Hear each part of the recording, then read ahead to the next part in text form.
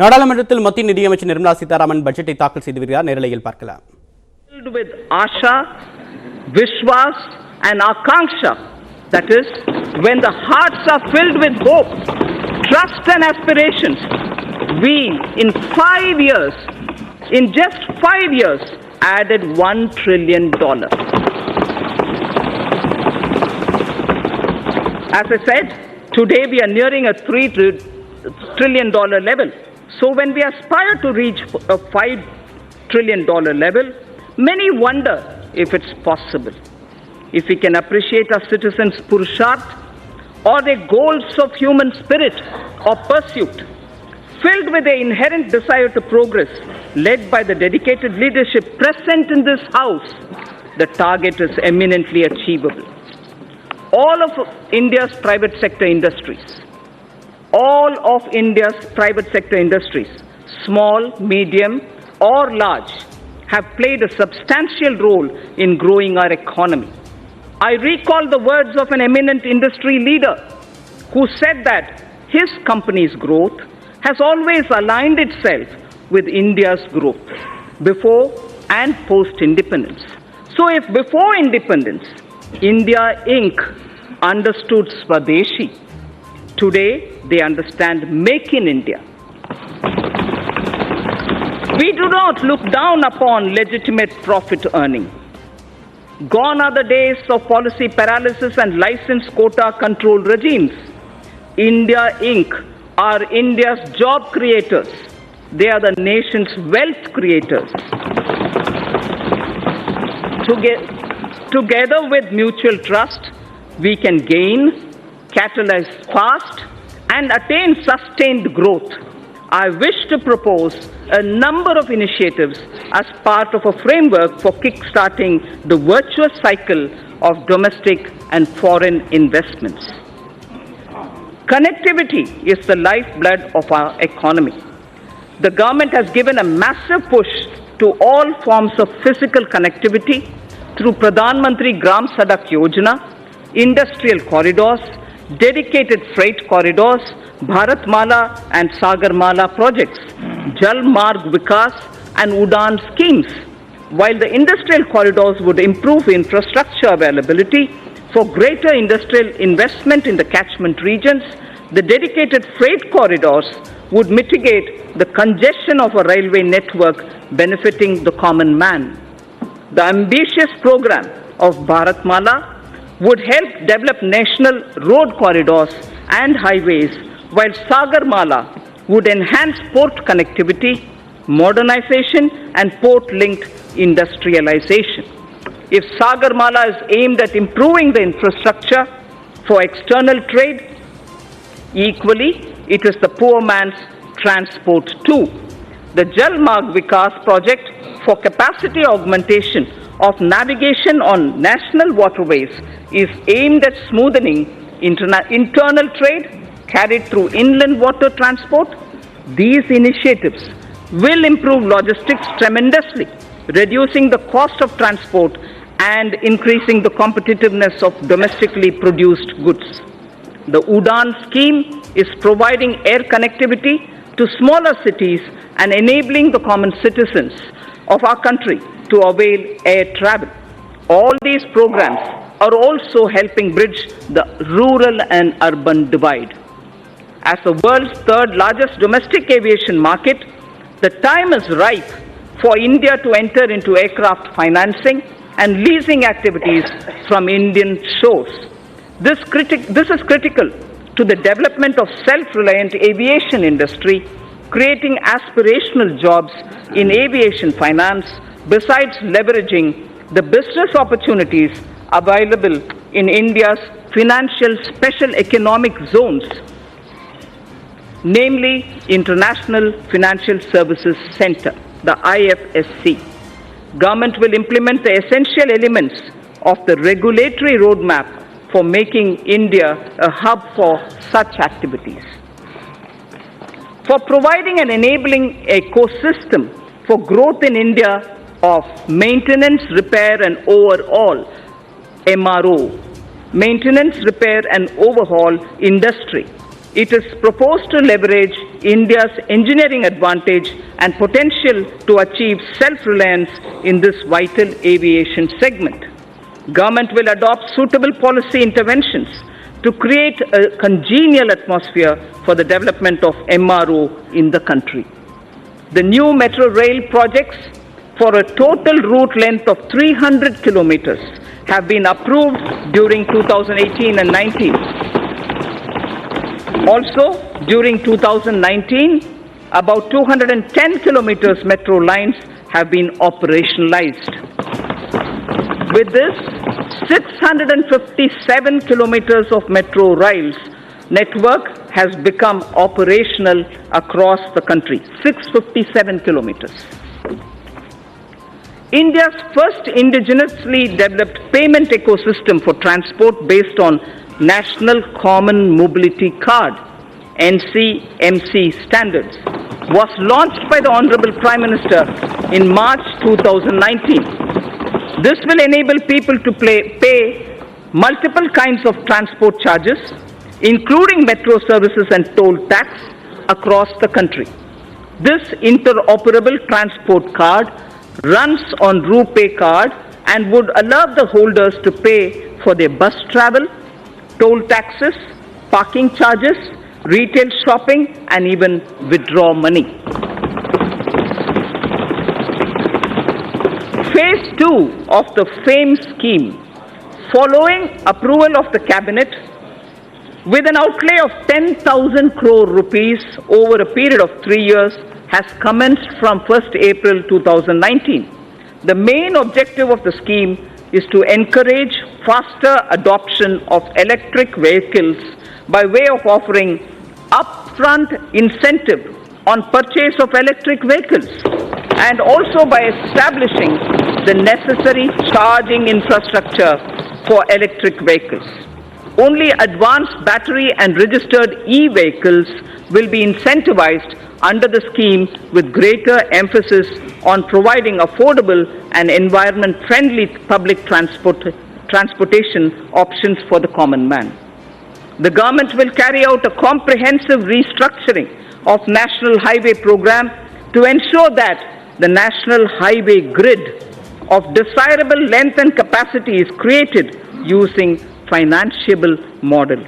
After completing the phase 1 of Bharatmala, in the second phase, states will be helped to develop state road networks. We need to develop our inland waterways to shift a significant portion of inland cargo movement from road and rail. This government envisions using the rivers for cargo transportation, which will also help to decongest roads and railways. As part of the Jal Marg Vikas project for enhancing the navigational capacity of the Ganga, a more multimodal terminal at Varanasi has become functional in November 2018, and two more such terminals at Sahibganj and Haldia, a navigational lock at Farakka, would be completed in 1920. The movement of cargo volume on Ganga is estimated to increase by nearly 4 times in the next 4 years. This will make movement of freight, passenger cheaper and reduce our import bill. It is estimated that railway infrastructure would need an investment of 50 lakh crores between 2018 to 2030. Given that the capital expenditure outlays of railways are around 1.5 to 1.6 lakh crores per annum, completing even all sanctioned projects would take decades. It is therefore proposed to use public-private partnership to unleash faster development and completion of tracks, rolling stock manufacturing, and also delivery of passenger freight services. To take connectivity infrastructure to the next level, we will build on the successful model in ensuring power connectivity, one nation, one grid. Earlier we spoke about one nation, one card. for mobility of common man. Now it is one nation, one grid that has ensured power availability to states at affordable rates. I propose to make available a blueprint this year for developing gas grids, water grids, highways, and regional airports. So the scaling up that we talked about, which marks the USP of this government, is revealed in each one of these examples. We do it in that scale each time. The recommendations of high-level empowered committee on retirement of old and inefficient plants and addressing low utilization of gas plant capacity due to paucity of natural gas will also be taken up for implementation now. Our government launched Ujjwal Discom Assurance Yojana, UDAY, in 2015, aimed at financial and operational turnaround of discoms. Government is examining the performance of the scheme and it will further get improved. We will work with the state governments to remove barriers like cross-subsidy surcharges, undesirable duties on open access sales, or captive generation for industrial and other bulk power consumers. Besides these structural reforms, considerable reforms are needed in tariff policy. A package for power sector tariff and structural reforms would soon be announced. It is proposed that several reform measures would be taken up to promote rental housing. Current rental laws are archaic as they do not address the relationship between the lessor and the leasee realistically and fairly. A model tenancy law will also be finalized and circulated to the states. Large public infrastructure can be built on land parcels held by the central ministries and central public sector enterprises all across the country. Through an innovative instrument or innovative instruments such as joint development and concession, public infrastructure and affordable housing will be taken up. For ease of access to credit for MSMEs, Government has introduced providing of loans up to 1 crore rupees for MSMEs within 59 minutes through a dedicated online portal. Under the interest subvention scheme for MSMEs, 350 crores of rupees has been allocated for the year 2019-20 for 2% interest subvention for all GST registered MSMEs on fresh or on incremental loans. On fresh or on incremental loans. Government payments to suppliers and contractors are a major source of cash flow, especially to SMEs and MSMEs. Investment in MSMEs will receive a big boost if these delays in payment are eliminated. Government will create a payment platform for MSMEs to enable filing of bills and payment thereof on the platform itself, thereby cutting down the time and the process itself. Encouraged by the overwhelming response, the Government of India has decided to extend the pension benefit to about 3 crore retail traders and shopkeepers whose annual turnover is less than 1.5 crores under a new scheme, namely Pradhan Mantri Karam Yogi Man Dhan scheme. Enrollment into the scheme will be kept simple, requiring only Aadhaar and a bank account, and the rest will be on self-declaration. We recognize that investment-driven growth requires access to low-cost capital. It is estimated that India requires investments averaging 20 lakh crores of rupees every year. A number of measures are proposed to enhance the sources of capital for infrastructure financing. A credit guarantee enhancement corporation for which regulations have been notified by the RBI, will be set up in 2019-20.